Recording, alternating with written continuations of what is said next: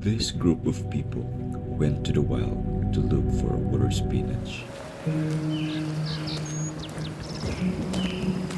Upon arriving on the pond, they noticed there's only few of it. Noticing this fruit with sweet sour taste.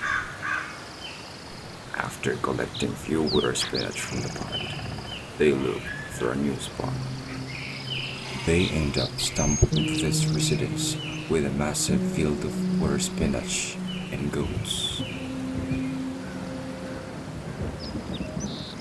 Harvesting these leaves is easy, but it requires a lot of effort to collect more.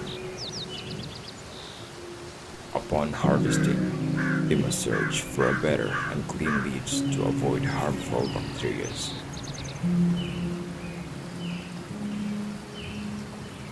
It's getting dark. Once they collect much, they have to get home and cook the leaves.